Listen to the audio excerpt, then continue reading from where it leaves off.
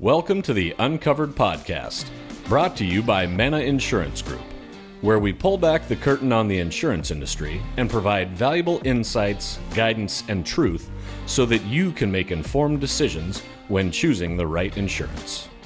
Well, hey guys, Dan Vander here with the Uncovered Podcast, and I'm really excited today to have Justin Sykes from Millennium Brokerage Group. Justin, welcome. Thanks for having me, Dan. Yeah.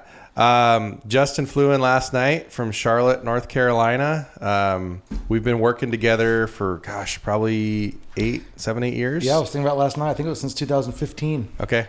Yeah. So what's that? Yeah, 8 years. 8 years now, yeah. Wow. And Justin and I got connected. We used to do a lot of life insurance and long-term care insurance with Nationwide Financial.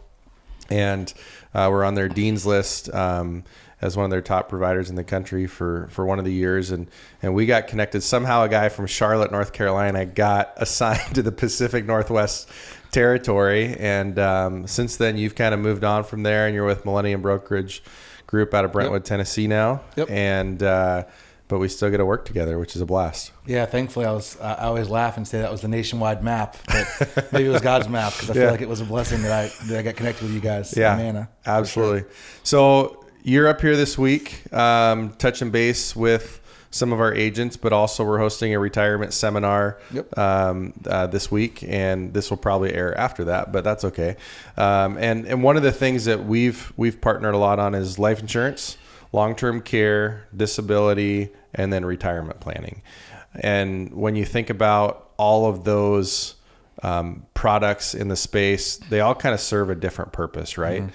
And when you start to really look at different things that people go through in life and to make sure people are protected for the things that matter most, they all play a different role. Yep. So I'd love for you to quick dive into really quick how you kind of got into working in this industry. And then we can kind of go through some of the things that we partner on and what might help our people listening. So Sure. Yeah, I started off actually when I was in college, kind of as an intern with a employee benefits firm. So I spent the first probably a little less than half my career now, as I'm getting older, selling employee benefits to companies. So health insurance, group life insurance, group benefits. I then went to work for Nationwide, which did, at the time, I was responsible for benefits and life insurance. I didn't really know what life insurance was, other than that it provided a death benefit. Yep. But it was kind of neat because as I got to understand more how these tools are used as protection vehicles, not only in the event of death, but for other means, I really found a passion behind it, because I realized how much we can help people with just some simple solutions that are brought to the table. So I did that with Nationwide for a few years, and then turned over to the independent side, where I joined Millennium in 2019 and got back to working with you guys. Yeah. I remember that phone call that I got from you saying like, "Hey, I'm not there." I'm like, "No, I'm getting another rep." And you're like, "Whoa, but wait, I'm doing this and I can still work with you," which was a cool deal for us. So, and you said, we're in. And I was like, because for us, it's all about relationships, right? Yep. And you've always taken really, really good care of our team here at Manna, but also our clients too. So, so let's talk about life insurance, something that sometimes people shy away from talking about because no one wants to talk about death, but also people buy life insurance because at some point we're all going to die and meet our maker. And one of the tools that you guys have been able to provide to some agencies across the country, not all of them, but is life insurance made easy. Mm-hmm. You want to just share a little bit about that product and Sure. what's important about it and why it's an incredible tool for people who are probably listening to this right now, could actually pull something up and get a life insurance quote on the spot. And, It is. It's connected through your website, and it is live. It's ultimately a tool that allows the consumer at their leisure to go on and type in just some very basic information on themselves, their age, their gender, whether or not they smoke, and kind of an overall, rating of their health. Are they in good health? Are they in great health? Are they in average health? Mm-hmm. Height, weight, I think you put in Height there and too. weight is in there as well. Which is really nice when I don't have to ask that question. Yeah. Because everybody's always a little bit shorter than they say they are, or than they need to be for their height. Or they're a little light. Myself included. I still weigh 175 pounds like I did my freshman year in high school. Right? And I'm 5'11 and a half, which is about 6'1" if last time I checked, right? But yeah, so they can go on there and put in some basic information about themselves. They can get multiple quotes from all the leading insurance companies in the industry. We represent about 30 different insurance companies, and many of those companies offer a wide variety of products, but also we're seeing more and more companies offer what they call instant issue. Yeah. So it's allowing the client to see what's available in the marketplace, and then if they find something that they like that meets their needs, they can click on apply and simply do a short application there. That information gets fed over to Manna, and then Manna reaches out to that person to finish up the application process and submit it to the carrier. Yeah, and it's really nice because on those quick issue policies, if they kind of deem after those basic questions that you're there, I mean, I've seen some issued as quickly as 24 to 48 hours. Absolutely. And sometimes it can take a little longer too. But the cool thing about it is you're getting to apply online. I'll call it in your sweatpants while you're watching TV or something like that. And but you also still get that connection to a broker to help you with it if you have questions or anything like that. And so that's kind of the cool part of it. It's kind of the hybrid between it's all online. You just call some random 800 number that you have no relationship with or don't know anyone, where we actually have it. It's going to ping myself and Blake Whitman in our office. And, and if you need help with it, we're going to answer questions and that sort of thing. So that's pretty slick. Well, a lot of times, to that point, Dan, a lot of times people don't realize that if they go through a broker, they get a top level of service they wouldn't otherwise get just going online, but they don't pay any more money for that. So they're getting additional services for the same premiums. Yeah. And I think that's something that gets overlooked. People think, I'm going to go online, I'm going to shop for this. And a lot of times they get unrealistic expectations based on what they see online or what they see on TV. Yeah. Right. You know, advertisements for final expense policies and things like that. So it's nice to have that connection. Yeah. With your office. Yeah. So a lot of that product that runs through there's term insurance. And so that's, you know, especially young couples getting married, someone trying to figure out some final expense stuff possibly, or you're buying your first house and all of a sudden there's that big purchase and you're like, man, I'm gonna do that. Or you have a kid and now it's like, man, how am I going to make sure if I pass away and I'm the main income? You know, I'm a big Dave Ramsey fan in a lot of stuff. Sometimes the life insurance space I'm a little different than him on. Yeah. But his principles across from budgeting and all that kind of stuff are really solid and making sure you're taken care of. And one of the things he always talks about is you make sure you have 7 to 10 times your actual income. Yep. And if Dave Ramsey's saying that, and he's really conservative when it comes to finances and that sort of thing, it's probably a good starting point. So 7 to 10 times your income in life insurance, and then also paying off all your debt. So you kind of take those two together and figure that out. Yep. And two, it depends what region of the country you live in. Inflation's a real deal. So, you know, buying, you know, what we could do back when I first got married, I think we bought $250,000 policies. Well, that's a drop in the bucket in our housing market today with mortgages or with inflation going on, right? Even $1 million doesn't go near as far as it used to. So being able to go on there, type in, I literally did it last night as I was kind of testing some stuff on there. It took me 30 seconds. Yeah. It's very quick. And, you know, that's one of the other misnomers is people think that life insurance is a lot more difficult to obtain. And it's a lot more expensive than it actually is. Especially for your younger clients. You know, you talked about the newly married people or people where they're buying their first house. Yeah. You can get that $1 million of insurance for, you know, less than, you know, a cup of coffee a day, right? Everyone, that used to be what it was. That was kind of the gauge, the cup of coffee a day, but it's much less than that. Yeah. If you're in reasonably good health. That's because now if you because now a cup of coffee is $7. Cup of coffee is $7 if you add the oat milk to it or whatever. That's right. Dirty chai latte. Dirty chai. We were talking about that last night at dinner. That's right. That's right. Yeah. So that's a really cool tool that's really simple for people to do. They can go on our website, mannainsurancegroup.com, and click on the life insurance, get a quote now, and it takes you right there. Yep. So just check out mannainsurancegroup.com for that. And I always say, last thing I'll say on that topic is you're never going to get life insurance for less than you're going to get it today. It's true. You're getting older. Most people aren't getting healthier, at least significantly healthier, right? And so the older you get and the less healthy you become as time goes on, the harder it is and the more expensive it gets. Well, and let's talk about that really quick too, because the sooner you buy it, the less expensive it's going to be, like you just talked about. But also you can lock in that rate. So term insurance is you can lock it in for however many number of years you select. And a lot of times people are doing 10, 20, or 30-year terms. But then if let's say you lock in a 30-year term, that rate stays the same for the next 30 years. It doesn't change. That's right. But it's kind of like renting. As soon as that policy's up, like that policy's it's like up. a lease agreement. It's right? like a lease agreement. Yep. Yeah. Now, and what people also fail to understand is that the insurance can go longer than that. It's just your cost goes up after that 10, 20, or 30-year period. Yeah. So, normally we do see those 10, 20, and 30-year premium or period ranges. You do have the ability to go up to 35 years with a couple different carriers. Mm-hmm. But that's where you're normally seeing people buy the coverage, because it is meant to protect a mortgage, protect your income if you pass away, make sure your kids are taken care of while they're in your under your responsibility. Yep.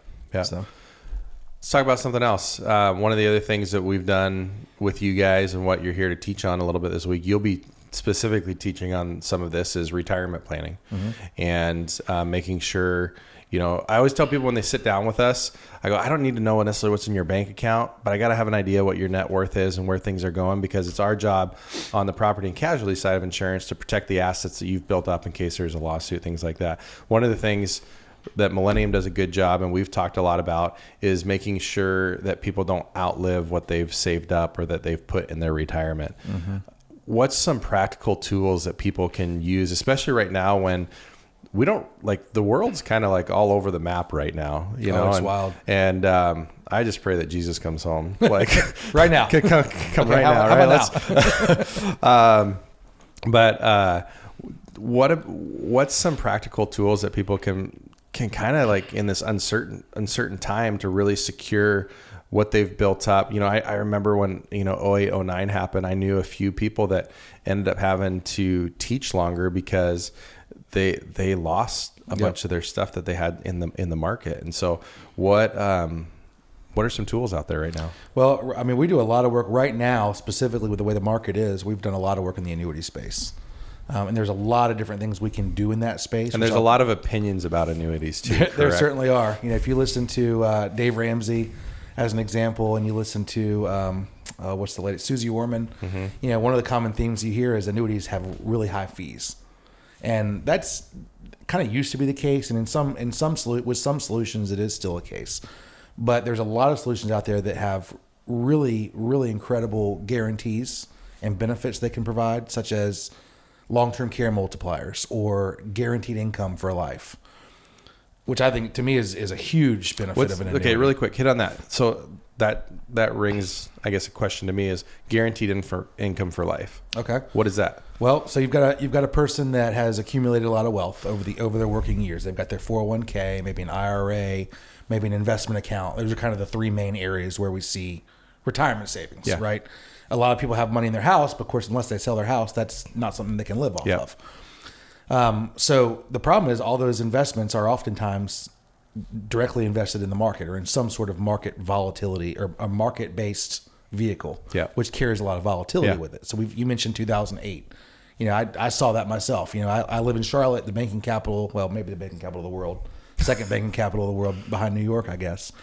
And we saw the same thing when the markets dropped in 2008 and the bottom fell out. A lot of people that I knew that were in the banking industry that were about to retire had to continue to work because their stock prices fell, right? And they couldn't cash out.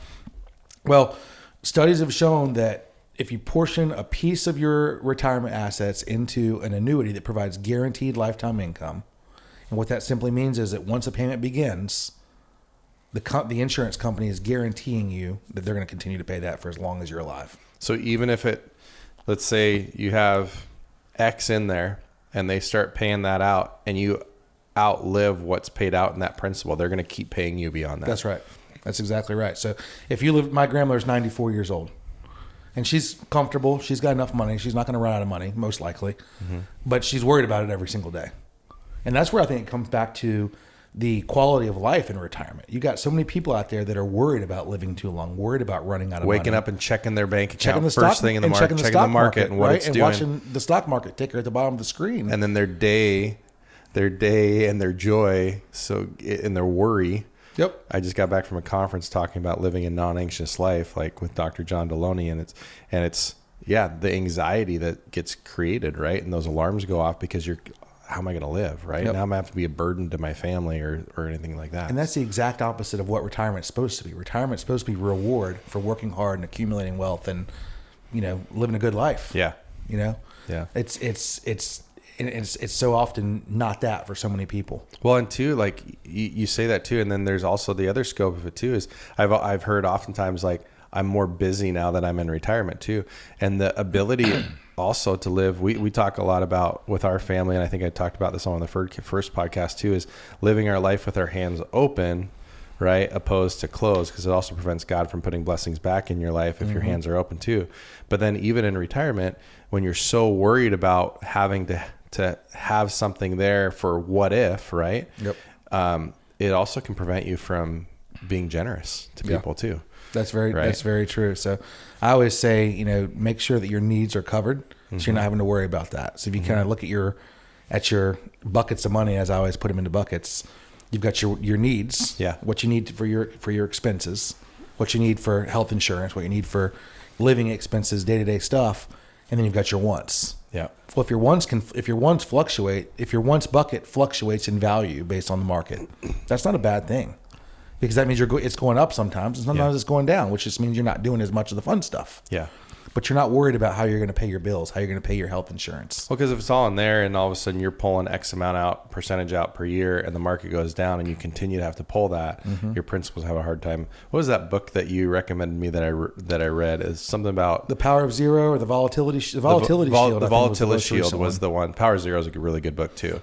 But the Volatility Shield, that was a short, I think I did it on Audible, and it was maybe a couple hours. And I'm not a reader, and I read it in a couple hours, so I don't read a whole lot. Yeah, but that was a really good one. It's almost like a little story, a fable type deal, and it illustrates a pretty powerful illustration about the importance of making sure that you're protecting your income. So. That's exactly right. Exactly right. And the other thing that retirees, especially as they get older, they get to the point where they don't want to spend their money because they want to make sure they're leaving something to their family. Yeah. And I'm seeing that more and more. People are going without. Old people in their 80s and 90s are going without because they don't want to leave nothing. Yeah. And so if you have that guaranteed income stream that's paying for your needs, paying for your must-haves, you're not worried about that. Yeah. You're paying your bills. You're getting what you need. You're not having to go without, and your family is still able to. Yeah. You're able to pass down wealth to generations. Yeah. It's interesting. I was having a conversation with a friend. I think you and I might have even had this conversation in the past, that generational wealth is becoming less and less. The ultra wealthy are becoming wealthier, but you're seeing less people pass down generational wealth. And that's because of, at least I believe, it's because of a lack of planning. People aren't planning properly the way they used to. And, a lot of people in our generation who haven't planned, they've spent everything that they've made. They're relying on their inheritance to retire on. Yeah. And then that means that our kids get nothing. Yeah. Well, and then you even come, so that's almost kind of a natural segue to the next thing. You come down to what inheritance looks like. And a lot of that's going to depend on what the number one disruptor in retirement is a long-term care need. That's right. And you look at that and you say, all of a sudden there's a long-term care need and there was lack of planning done. Then there's not money to cover that need. And all your assets are going to get drained to pay for that. And I mean, we've walked through that as a family. Yep, we have too. So you guys had a little bit better plan than we did, I think. For our family. I mean, there was a lot that went into it. I mean, my dad got diagnosed with Parkinson's, in I think 2001, my senior year of high school, and passed away this past April. And it was a long journey, and thankfully, a lot of those years he was fine. But it's one of the reasons between that and my grandma had dementia for 2.5 years. Yep. And so I saw my grandpa at one point. They moved here from Illinois in 1989, and my grandpa was like my best friend. He was a huge mentor to me, in life and business. I grew up going around the county, like pounding signs in for different political things and stuff like that. And he was always educating us on, entrepreneurship and things like that. My cousin Evan and I, anyway, he had bought 20 acres when they moved here. I think they paid like 25, 30 grand back in 89 for it, right? Like just, they moved good investment. Here. Yeah, good investment. And it's fun. We bought their old house and we live in that now. And he passed away about 10 years ago. And anyway, they built on their piece of property. They gave a couple acres to my folks to build on, a couple acres to my aunt. And they had these 4 2-acre lots left. And Grandpa had said, these are going to be for if we have medical needs down the road. Well, come to find out, Grandma gets diagnosed with dementia. They start to drain some of their finances and things and they go to sell it, but it's 2010. And so back in, 2004, 2005, maybe when things were kind of humming a little bit again after that, the earlier recession. Yeah. They had an offer on one of those lots for like $200,000 and some $1,000. And, but after the fact, they had to sell for significantly less than that because he needed the money to pay for dementia care. And so you saw that, you thought you were going to get X, you thought you were going to get $200,000 for a lot, and you end up selling, for 160, 130, whatever it might be. Right. And so, there's money on the table. And so it's great to have like those assets and real estate and things like that. But if you're banking on that for your long-term care needs, you're subject to what the market, similar to the stocks, the stock market, you're relying on what the real estate market is at the time. Yep. And also what the interest rates are at the time, right? Because now if you're 8% and it's, housing prices are dropping because people just can't afford the mortgage anymore, right? So that's the tough part about it, right? My folks had inherited some money, and so they had set money aside specifically for my dad's care needs, and then we took out in 2016. I think we took out a long-term care policy for my mom, and because of that, we saw, some of these care facilities, you're $10,000 a month, and in-home care can be $10,000 to $15,000 a month, expensive, yeah, depending on what level of care you need. And if you don't plan for it now, you could be up a creek. And Aaron and I just turned 40. I think I was 36. We bought long-term care policies on ourselves, and we're paying for them now while we're working and we have income coming in.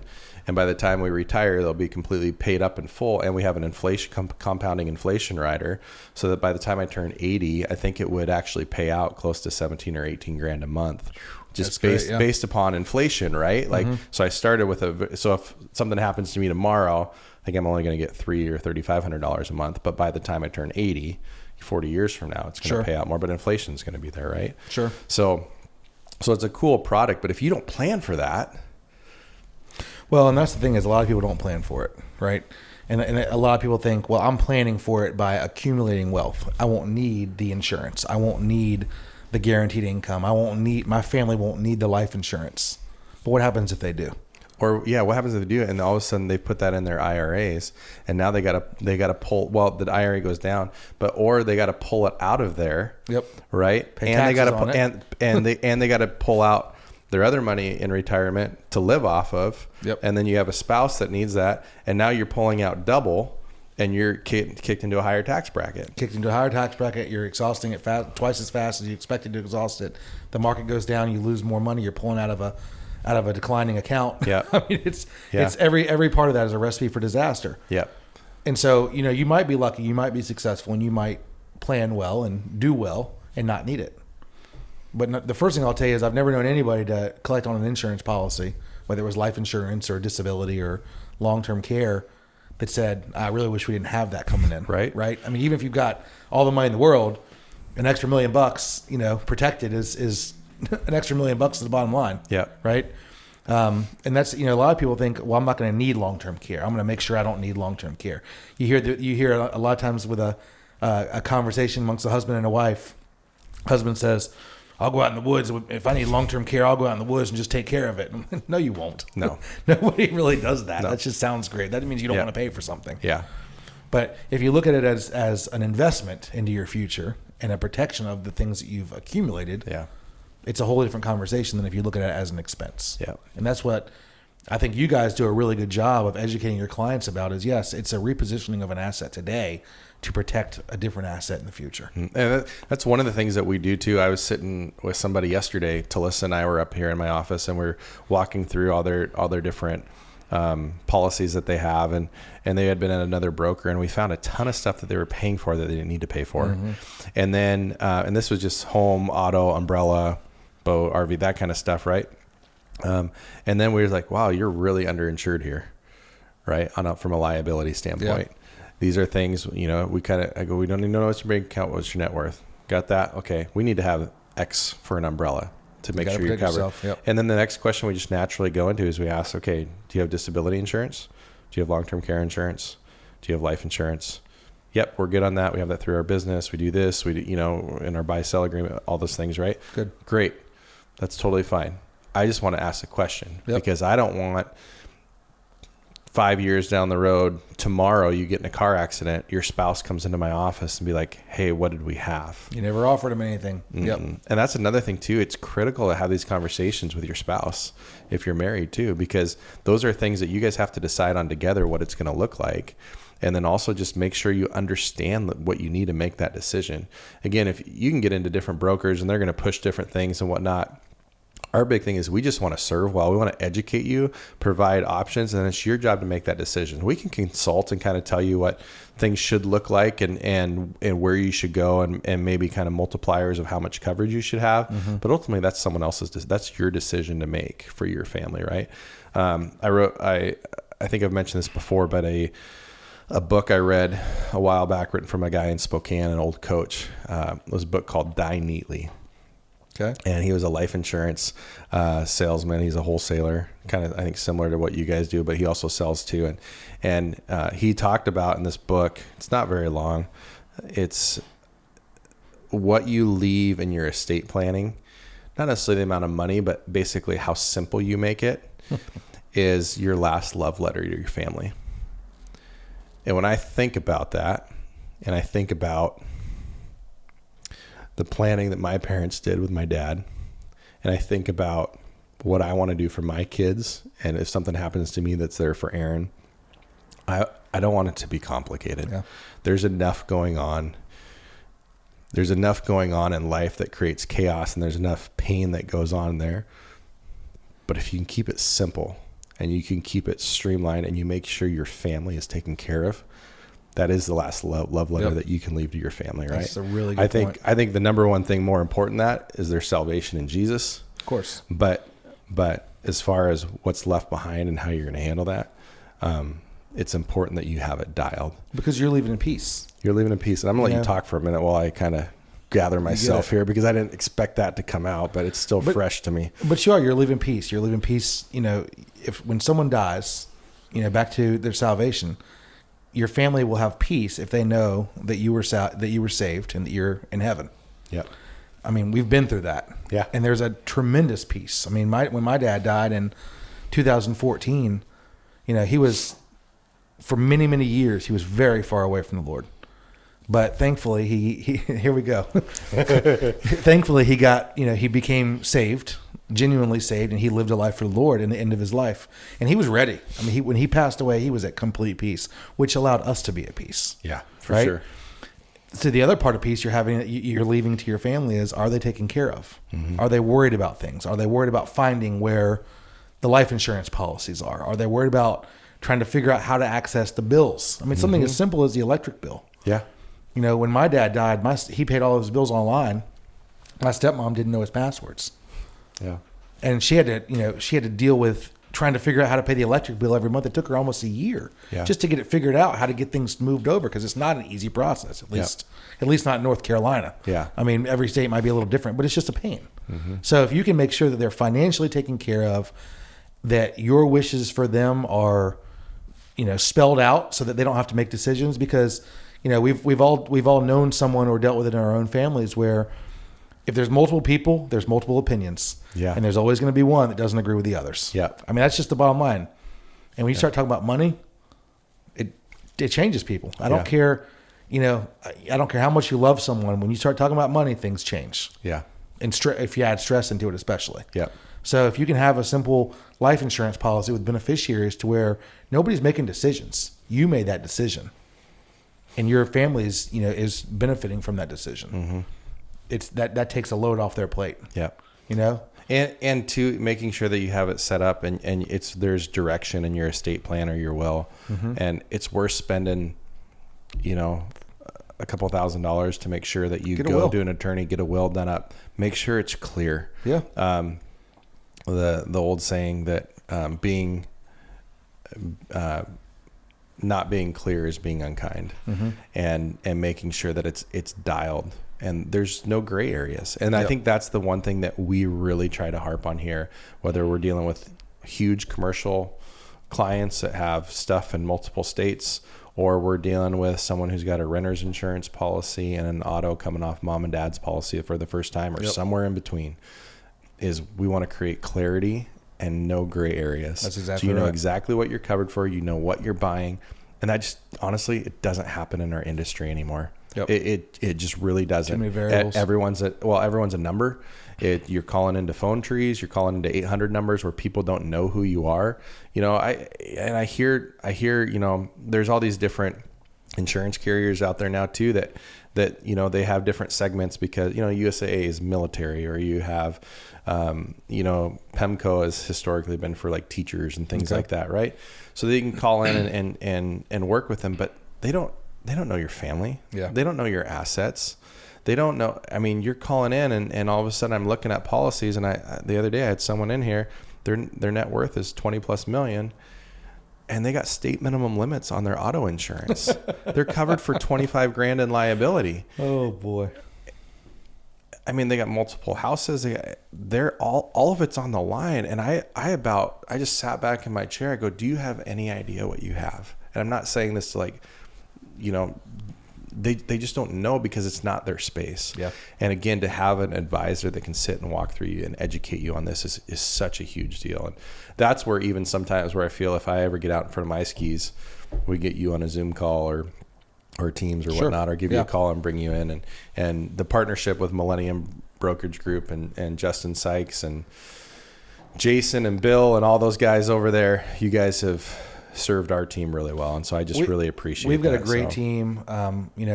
Bill started the agency 25 years ago, actually 25 years ago this month. It was last month, but 25-year anniversary now. And he's built a great business. He's been very successful in what he's done.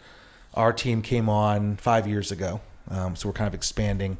We expanded the firm, but between our, in our team, we've got hundreds of years of combined experience. Yeah. We've got certified financial planners, we've got CPAs, we've got JD, Juris Doctorate that are parts of our team. So we've got a wealth of knowledge there that I think is unlike anyone else. It is, because so being able to bring that to you and allow you to have access, not to have access to that in an elitist way, but like you can bring that to your clients without having to hire a whole bunch of people to do it. Yep. So it's a great partnership for us for sure. And we certainly appreciate you and the entire Manna family. Yeah. So if you guys are interested in checking out more about some of those tools we talked about, mannainsurancegroup.com. Click on the life insurance and it'll bring you right there. You can get some quotes on the spots, or you can inquire about more. Justin, thanks so much for being here today. I'm excited I get to hang out with you for a few days. Me too, man. And it's going to be a lot of fun. So if my family was here, this would be my favorite place to be. I love Lynden. We're working on that. We just got to keep. If anybody has a house for sale, I'm your guy.